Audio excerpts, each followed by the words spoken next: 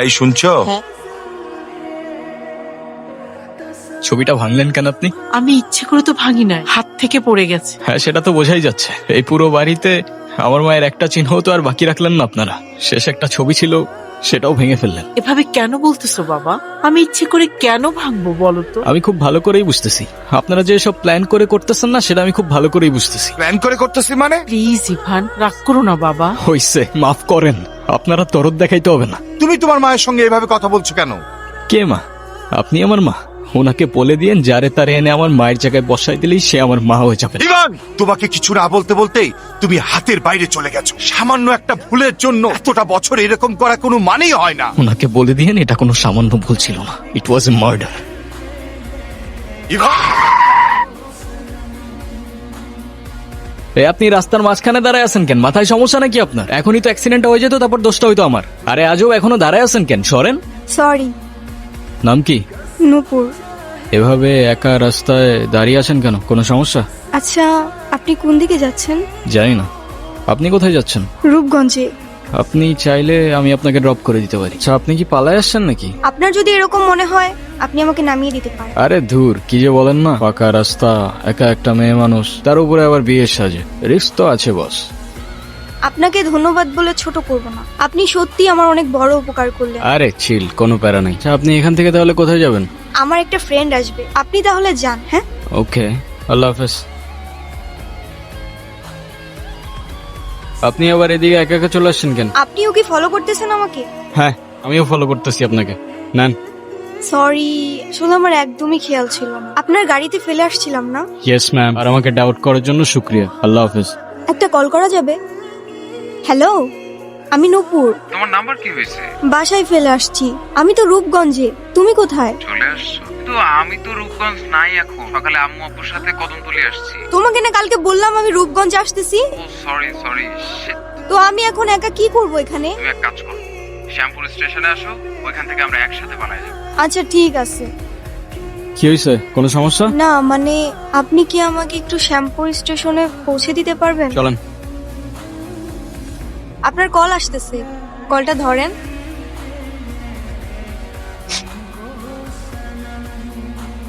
কি হলো, থামলেন কেন? আমার ক্ষুধা লাগছে, খাইতে যাব। আপনি খাবেন? না। ঠিক আছে, খাইলে আসেন, না খাইলে নাই। আচ্ছা, আপনি কি মানুষ বলুন তো? একটা মেয়ে না করলো আর সাথে সাথে তাকে রেখে চলে আসলে? আপনি জানেন না মেয়েরা একটু লাজুক প্রকৃতির হয়? আপনি তো আরো 2-3 বার জিজ্ঞেস করতে পারতেন, তাই না? আপনার ভাগ্যটাও ভালো, আমি আপনাকে 2 বার জিজ্ঞাসা করছি। তাহলে একবারের বেশি 2 বার আমি কাউকে বলি না। বসেন। ঠিক আছে, তাহলে আই গেস আমাদের জার্নি এখানেই শেষ। আপনাকে রাস্তায় অনেক সময় অনেক কথা বলে ফেলছি, কিছু মনে করেন না। আরে ধুর, কি বলতেছেন? আমিই তো উল্টা আপনার ঝামেলা বাড়ালাম। আরে প্যারা নেই, চিল। আচ্ছা, আপনার বয়ফ্রেন্ড কই? ও আসে নাই? আচ্ছা, আপনার ফোনটা একটু দেন তো। শিওর। হ্যালো, কি হয়েছে, তুমি কল ধরতেছো না কেন? স্টেশনে এসে দাঁড়ায় আছি। তুমি চলে আসছো? আসলে একটা প্রবলেম হয়ে গেছে, বুঝছো? প্রবলেম মানে কি হয়েছে? আসলে দেখো, আমি বাসায় সব জানাইছি। আম্মু বলতেছে যে মেয়ের বাপ মায়ের পরিচয়টাই নাই, সে মেয়ের আমি খুব। তুমি রাগ করো না, আসলে কিছু করার নাই। আমি আমার ফ্যামিলির কথার বাইরে যাইতে পারবো না। এই শহরের মানুষগুলোর জন্য কান্না করে লাভ নাই। মুখটা ধুয়ে ফেলেন, আর পারলে সাথে নিজের কষ্টগুলোও মুছে ফেলেন। আচ্ছা, আমার সাথে বারবার কেন এমন হয় বলতে পারেন? আচ্ছা, কি হয়েছে বলেন তো? আপনি বাসায় ফিরে যান। না, আমি আর ওই বাসায় ফিরতে পারবো না, আর কখনো ফিরতে চাইও না। ফিরতে চান না মানে? মা বাবা হারানোর পর আমি আমার মামা বাড়িতেই বড় হই।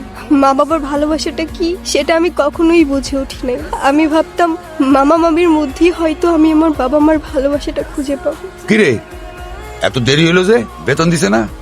মামা দিছে। তো খারাপ আছিস কে? টাকাটা দে। এই নে, 500 টাকা তোর কাছে রাখ। আর তোর মামি আসলি কোষ? আমি হাটে গেছি। মামার একটা বদ অভ্যাস, মামা জুয়ায় আসক্ত।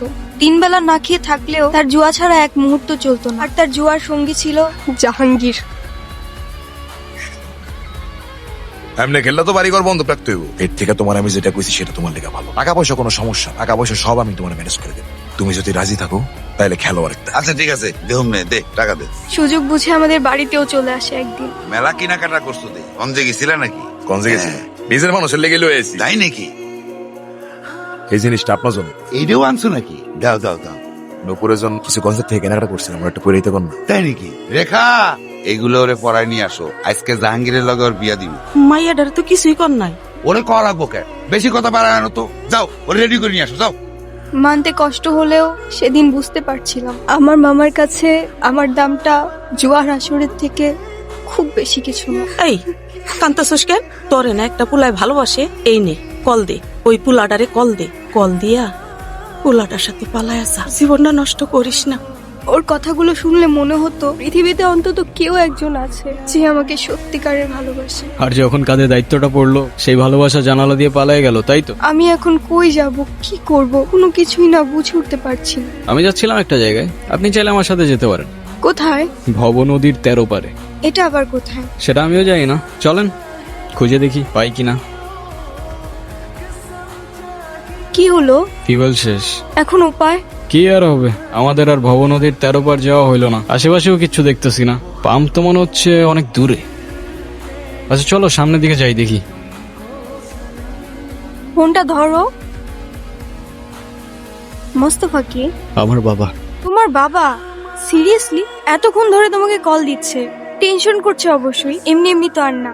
ছোটবেলা থেকেই বাবাকে দেখতাম প্রচন্ড ব্যস্ত, এই কাজ ওই কাজ করতে করতে আমাদের জন্য তার কাছে এতটুকু সময় থাকতো না। মা আর আমি অনেকদিন বায়না করার পর অবশেষে একদিন বাবা আমাদের ঘুরতে নিয়ে যায়। মা মা আইসক্রিম খাবো। ঠান্ডা লেগে যাবে বাবা, আর একদিন কিনে দেবো। তুমি প্রতিদিন এই কথাটা বলো, আর কিনে দাও না।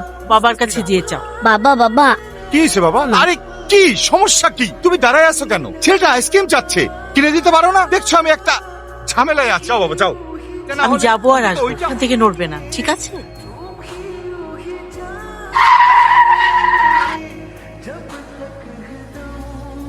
আজও যখন দিনটার কথা ভাবি, মনে হয় বাবার দেওয়া সেই সময়টা হয়তো বাবা কষ্ট করে না দিলেও পারত। সেদিন আমিও মায়ের সাথে রাস্তার ওপাশে গেলে হয়তো মা আর আমি আজও একসাথেই থাকতাম। মা যাওয়ার পর থেকে বাবা আর আমার দূরত্বটাও বাড়তে থাকে, আর শুরুটা হয় বাবার সেকেন্ড বিয়েটা দিয়ে, যেটা আমি কোনোদিনই একসেপ্ট করতে পারিনি। নূপুর, হ্যাঁ? চলো, সকাল হয়ে গেছে। কোথায় যাব? আমি তোমারে বারবার বললাম যে আমি শেরওয়ানিটা পইরা, তো তুমি আমার লেগে এতটুকু অপেক্ষা করতে পারলা না? তোমার লেগে শেরওয়ানি আমি এখনো করিনি। সময় থাকতে থাকতে তোর ভাড়াটে নাট বল্টু নিয়ে কাইটা পর জাহাঙ্গীর, সময় চলে গেলে শেরওয়ানির সাথে সাথে তোর ইজ্জতটাও খুলে যেতে পারে। নপুর তুমি আসো আমার সাথে। হাতটা ছাড়। তুই জাহাঙ্গীরের লগে লাগতে ইস্তা, জাহাঙ্গীর কেন তুই এখনো চিনোস না? তোর মতো জাহাঙ্গীর প্রত্যেকটা গলির মোড়ে জঞ্জালের মতো পড়ে থাকে, চেনার প্রয়োজনই মনে করি না।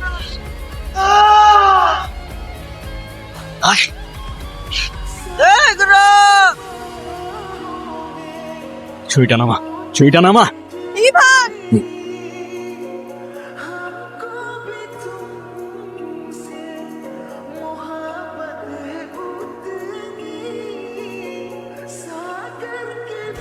আপনি এখানে কেন, আর আমাকে এখানে কে নিয়ে আসছে? তোমাকে সেই হসপিটাল থেকে আনার পর থেকে তোমার বাবা এখনো কিছু খায় না। বাবা কোথায়?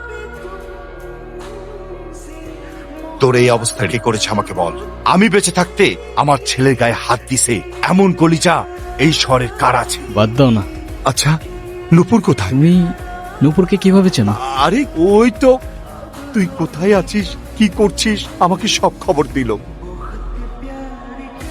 তারপরে সকালে এসে তোর এই অবস্থা দেখলাম। এখন বল, তোর গায়ে কে হাত দিছে?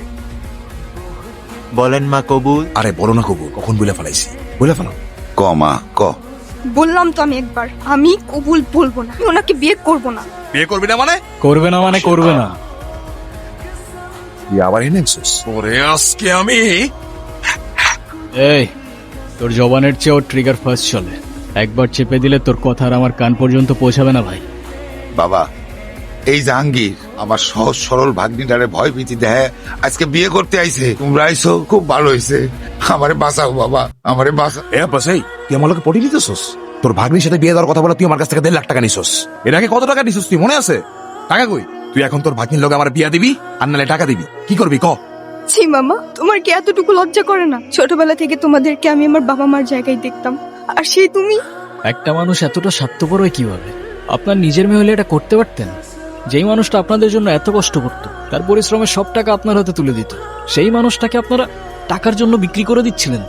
পারেনও আপনারা। বাবা আমার ভুল হয়ে গেছে, বড় ভুল হয়ে গেছে, আমার মাফ করে দাও বাবা। আমার কাছে না, যার উপর জুলুম করছেন তার কাছে মাফ চান। আমারে মাফ করে দে মা, আমি বড় ভুল করে বলেছি, আমারে মাফ করে দে মা, তাহলে আমি জীবনও শান্তি পাবো না মা। তাহলে আমার টাকার কি হবো? টাকা মানে কি? তোর কত বড় সাহস, তুই আমার ছেলে গায়ে হাত তুলছস? তুই যে এখনো জিন্দা হয়ে আমার সামনে দাঁড়ায় আছিস না, এটাই তোর সাত কপালে ভাগ্য।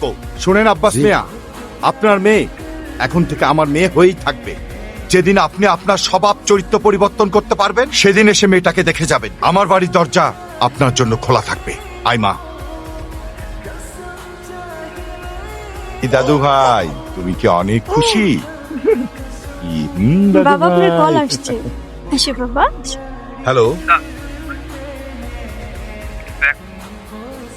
শোনো, প্রয়োজনে প্রজেক্ট ক্যান্সেল হয়ে যাবে, আমার কোনো সমস্যা নেই। তবুও ফ্যামিলির সাথে থাকা অবস্থায় ইম্পর্টেন্ট কোনো কিছু ছাড়া আমাকে একদম কল করা যাবে না। দাদু ভাই, একটা জীবন সমুদ্রে তা মুক্ত একটা পাখি, আলোতে এলেই দেখা যায় বোকা অন্ধকারের সাথে। সবশেষে পাশে পরিবার, আর পরিবারই তোর লাঠি। ছোট্ট খোকার আকাশ জুড়ে সবুজ প্রজাপতি।